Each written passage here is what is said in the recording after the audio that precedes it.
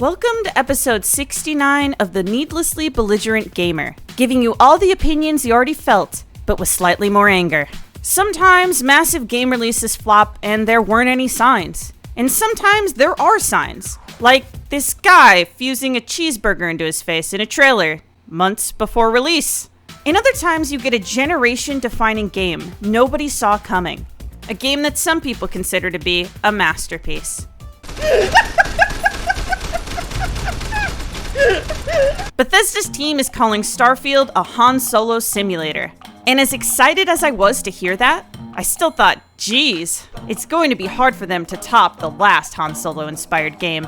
Yet, I couldn't be more excited for another open-world game by Bethesda. And it's just a cherry on top that the gameplay is going to be partly inspired by Star Wars, but with a lore that hopefully has less incest, maybe.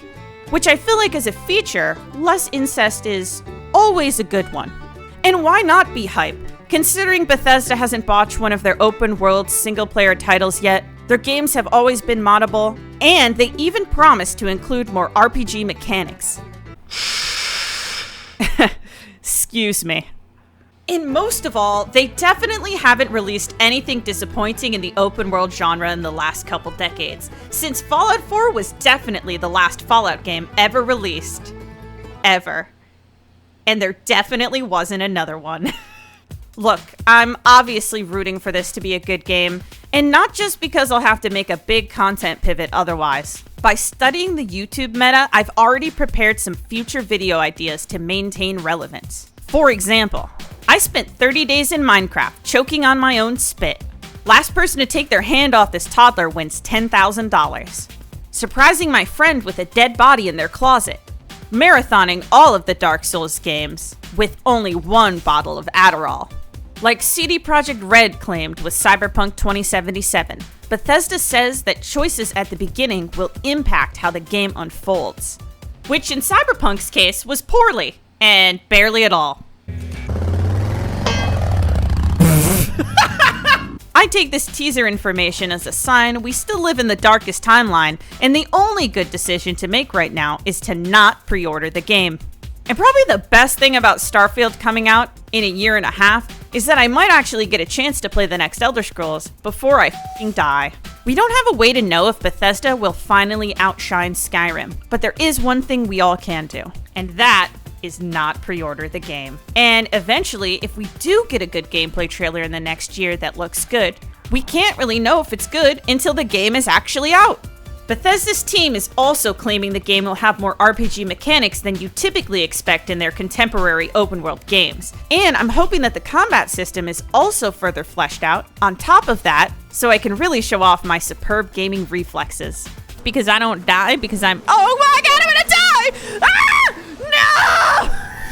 I also read that Starfield will supposedly feature a bunch of different alien species. And the only thing I can really hope for is that Bethesda doesn't find a way to include a goofy-looking cat species. Listen, in this house, we respect cat girls. Just not cat people. It also looks like they're using a new game engine, the Creation Engine 2, that will almost certainly be memed on as well. Plus, since Bethesda is still using a creation engine, Starfield should be moddable. So keep in mind, I'm not just looking forward to it because it's Starfield, but because modders might add 8K textures for our ship, and maybe even other planets to explore. And possibly some command upgrades to our robot that will also actually be Thomas the Tank Engine. Truth be told, Bethesda has yet to botch one of their Skyrim-like single-player RPGs. Fallout 4 didn't live up to the hype for a lot of people, but for a lot of us, it was pretty amazing. As an obsessive Skyrim and Fallout fan, I've developed quite the one-sided love-hate relationship with Bethesda over the years. But I always keep in mind that Bethesda loves to tell us that we're a wonderful community. So that's why we should all come together and not pre-order the game, because we really won't know if it's good until it's out. And as far as I can tell, the only downside, if it really ends up being good, is that I won't get as many opportunities to stare in the eyes of Lydia anymore.